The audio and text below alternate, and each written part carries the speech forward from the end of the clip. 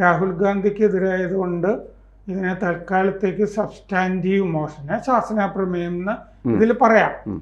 പകരം പ്രമേയം എന്നൊക്കെ ഇതിന് മലയാളം പറയാറുണ്ട്, പകരം പ്രമേയം എന്നൊക്കെ. ഇത് സത്യത്തിൽ പാർലമെൻറ്റിൽ ഇപ്പോൾ ഈ ഏതെങ്കിലും ഒരു സുപ്രീം കോടതി ജഡ്ജിയെയോ ഹൈക്കോടതി ജഡ്ജിയെയോ ഇംപീച്ച് ചെയ്യാനുള്ള പ്രമേയം അവതരിപ്പിക്കുക, ഇതുപോലെ തന്നെ അന്തസ്സ് കെടുത്തുന്ന രീതിയിൽ പാർലമെൻറ്റിൽ തന്നെ പെരുമാറിയ, അതായത് കോഴ വാങ്ങിയ MP ഒക്കെ ഉണ്ടെങ്കിൽ അത്തരം ആളുകളെയൊക്കെ പുറത്താക്കുക, ഇതിനൊക്കെ പാർലമെൻറ്റിൽ കൊണ്ടുവരുന്നതും സബ്സ്റ്റാൻറ്റീവ് മോഷൻ എന്ന് തന്നെയാണ് പറയുക. എന്ന് പറഞ്ഞാൽ ആളുകളെ അയോഗ്യരാക്കുക, സസ്പെൻഡ് ചെയ്യുക, ആളുകൾക്കെതിരായ MP-മാർക്കെതിരായ നടപടികളൊക്കെ എടുക്കുക.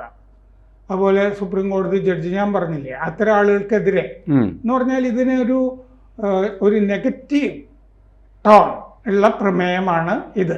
ആളുകൾക്കെതിരെ നടപടിയെടുക്കാൻ വേണ്ടിയിട്ടുള്ള പ്രമേയമാണ്.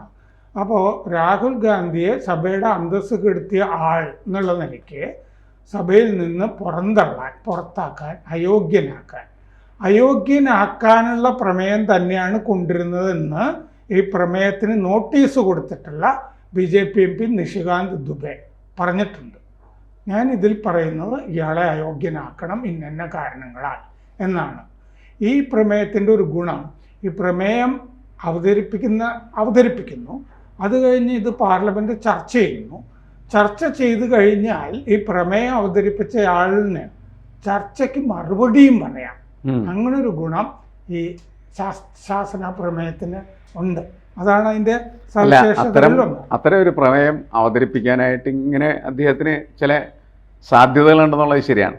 പക്ഷെ ഏത് സാഹചര്യത്തിലാണ് അങ്ങനത്തെ പ്രമേയം അങ്ങോട്ടും ഇങ്ങോട്ടും ഉപയോഗിക്കാല്ലേ? ഏത് സാഹചര്യത്തിലാണ് കൊണ്ടുവരാൻ കഴിയും? ആ പ്രമേയത്തിൻ്റെ നോട്ടീസ് കൊടുത്തതിൻ്റെ അകത്ത് ഈ ഇന്ത്യ വിരുദ്ധമായി പാർലമെൻറ്റ് നടപടികളെ അട്ടിമറിച്ചു കൊണ്ടിരിക്കുകയാണ് രാഹുൽ ഗാന്ധി എന്ന് പറഞ്ഞിട്ട് അദ്ദേഹം നിഷികാന്ത് ദുബെ പറയുന്നത് എന്താണെന്ന് വെച്ച് കഴിഞ്ഞാൽ, അതിൻ്റെ അകത്ത് രാഹുൽ ഗാന്ധിക്ക് സോറോസ് ഫൗണ്ടേഷനുമായിട്ട് ബന്ധമുണ്ട്, CIA-യുടെ നേതൃത്വത്തിലുള്ള ഫോർഡ് ഫൗണ്ടേഷനുമായിട്ട് ബന്ധമുണ്ട്. അവർ നിർദ്ദേശിക്കുന്ന